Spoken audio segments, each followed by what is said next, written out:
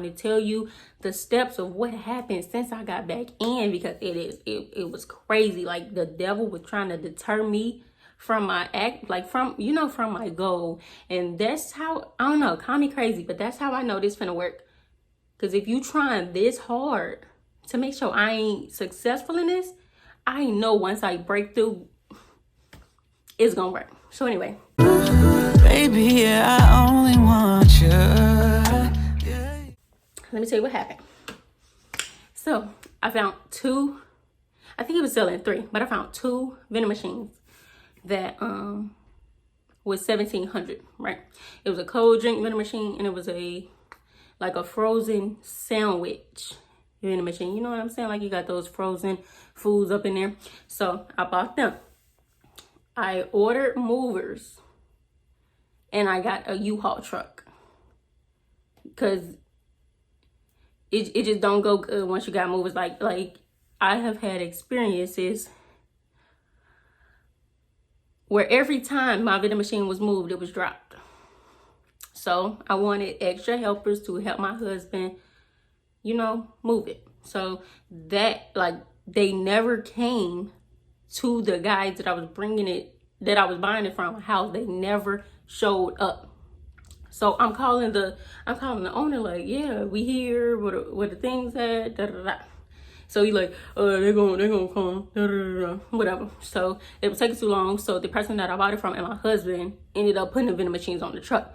Luckily, he had one of those pallet jacks, I think it's called, and they got it on there kind of easy. So then we left without the movers ever, calling or coming. But the person that I bought it from didn't follow us to the storage that I was putting it in. So we had to get more help. So we got his cousin, and then we went to the storage, right? So we get to the storage, but we didn't have the pallet jack. We only had this small dolly with these vending machines. So it was hard, doing everything that was needed to be done, right? So then when we got to the storage, the storage that I bought was too narrow to get the vending machine in there. So then they tried to push it.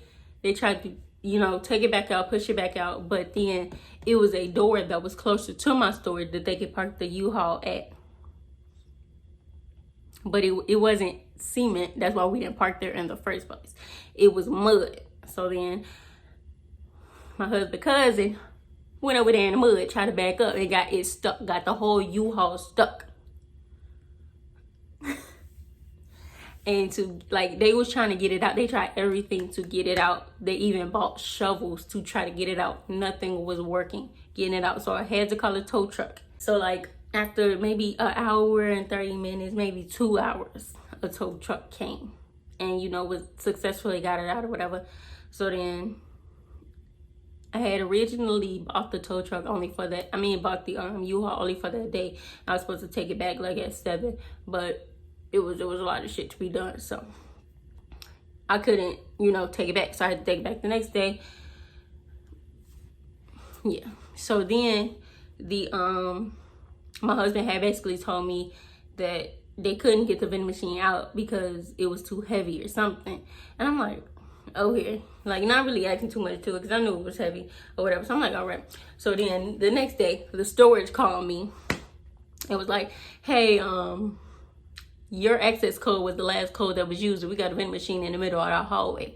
So then I'm like, okay, I'm gonna come get it. I'm gonna hire some more movers to come get it because my husband couldn't do it. Couldn't do it by himself. So I hired more movers to help. And then when I got there to check on the vending machine, it was literally on its side. My husband forgot to tell me that. So I'm like, how did y'all get the vending machine laying down? Why is it on its side? So then my husband trying to tell me yeah, it's probably broke because it fell on its side. And he kept on trying to pick it up and it kept on falling. So yeah, I'm kind of down one vending machine right now because I don't know what's wrong with it, and I don't know how to tell what's wrong with it. But something wrong with it because the thing that go in the actual wall is off of the cord right now. I've been told methods to fix that, so that's gonna be in the works. But I'm trying to get this first vending machine out. That's already in the storage, so that's in the works. So then we got that moved.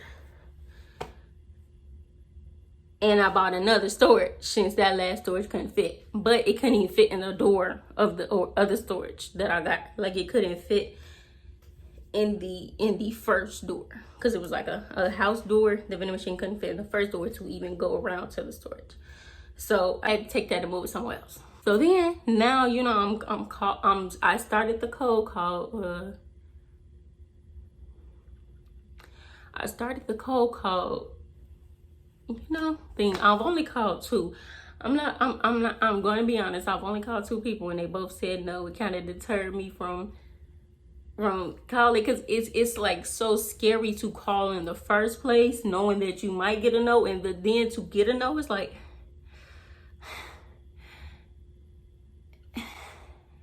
why not? I'm finna call them back like, why not? But yeah, I'm actually gonna be doing cold calling again today. So y'all finna see, you know, the works of me actually doing that. Some wordings you probably could put in there. I ain't really got it all down together yet, but I've picked up little tips and tricks along the way and added it and, you know, perfected my craft or whatever. So the last thing that happened was I got this vending machine locator subscription, and when it's people that want vending machine services in your area, like, you can buy the location. So I received a location that was like an hour from me, but I didn't care. Like, I wanted a location, like, you know, I wanted a location. So I bought it, and then I received the information from it. So then I called the people, and they're like, somebody already called us for this. So I'm like, I just bought this location. Nobody else supposed to have this contact information except for me. So what you mean somebody already called you? So they was like, yeah, a man already talked to us. So then I emailed the location thing. It was like, this location was already bought before it was given to me. The contact information was already given away before it was given to me. So then the person who put it on there contacted me like, I'm confused. Can you tell me more about what you're talking about? So like, I called them and they said somebody already talked to us. So then he was saying like, oh no, that was me, and I'm gonna call them back to let them know that it's you, that you the one that's gonna be, you know, talking to them. So I'm like, okay. So then he texts like, there's no more confusion. I'll let her know. So go ahead and give her a ring. So I called again. I don't know. It was just something that I'm thinking I got a for sure location. I know it's like a thing in the air that they don't have to accept you. And if that doesn't, like, if they don't accept you, they just don't accept you. Like, you can't get your money back type shit. You know? So he gave me the contact information, but they don't have to accept me. You know, and I just gotta, you know, deal with that. I just gotta live with that. So then I called back. So then I called back and I was like, hi, he told me that I should call you guys back. You know, I'm trying to give you guys a vending machine. And then like, she paged me to the person who I was supposed to be talking to. So then I was like telling her like, hey. Then she was like, we already have somebody coming to look at the property. And I'm like, well, the guy just told me that y'all should know that it's supposed to be me now. Like, the guy just told me, like, it's supposed to be me now talking to y'all. So it's going to be me. So then she was like, okay, well, let me talk to the man and verify what's going on. Let me see what's going on. So I'm like, okay. Then she said, what's your name? So I said my first and last name. And then she said, okay. And I was like, all right, thank you. And then she was like, thank you, but hung up before she said you.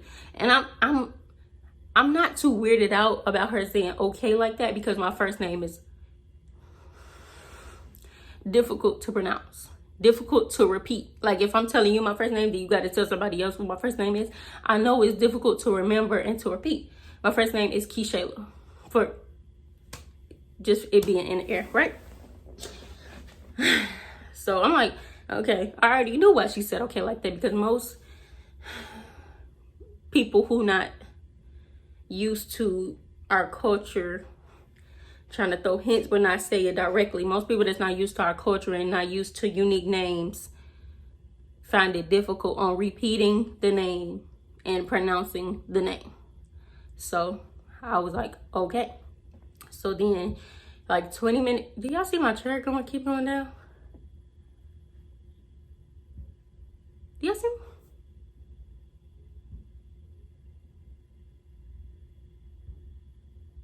This is weird. Did I break my chair?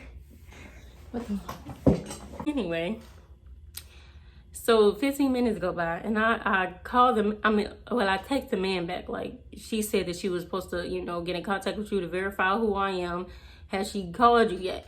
And then he called me and was like, I'm confused. She said there was profanity involved. And me, I'm like, profanity? First of all, I didn't say this to him, but I'm telling y'all, I paid $380 for this location. I have been through hell trying to start this vending machine business back up. And I'm trying, this is an hour away from me. If I did, why would I use profanity if I'm trying to get this shit going? Why would I use profanity if I'm trying to get this location no matter what it takes? I spent $380. It's an hour away. I know that I'm gonna have to go 40 minutes this way and then go an hour this way to even service you. Why would I use profanity and mess the location up? I wouldn't mess with my own money like that. So when he said that, I'm like, there's nothing that I said that even sounded like profanity. And then I was like, she did say, oh, I said there wasn't even an altercation after one would use profanity. If I use profanity to you, why would you say thank you before getting off the phone with me? Why would I say thank you after using profanity? It was blowing me because I'm like, what are you talking about? So then I was like, she did say okay, kind of weird, but I just thought it was because my name was hard to pronounce. And he was like, yeah. Because he's also somebody who's not used to our culture, not used to unique names. So I'm like, so then he was like, okay, I'm going to talk to her, you know, see what's going on. So I'm like, okay, thank you. So then he texted me, was like, unfortunately, she wanted to go with someone else. I'm not sure why, but I'm going to refund you. Sorry for the inconvenience. So I'm like, okay, thanks for helping out.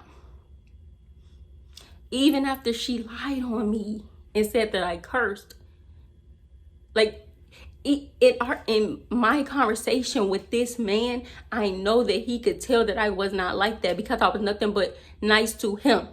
Why would I be mean to a woman on the phone and then come back and be like, oh, hi? He knew. That's why he said sorry for the inconvenience, because he knew that I did nothing wrong. I knew what it's about, but I ain't gonna say nothing. The next video is going to be the do's and don'ts of Vending Machine. It's going to be what you need to get started. It's going to be, you know, where to get the best prices on your snacks. Is, you know, it's going to be everything. It's going to be the startup cost. It's going to be everything. I have to wrap this one up, but the next video is going to be me cold calling. But I had to throw this story time in now. And just to let you know that we are back. So let me know if you enjoyed this video. Let me know if you want, ask me any question that you want me to include in the next video. Because I already got kind of a list of questions that I'm going to be answering. But if you may have something different than what I got prepared to tell y'all. Again, thank you for watching this video. If you haven't seen me on the screen before, make sure you go ahead and subscribe. It's your girl Medusa Ali. 'Cause I only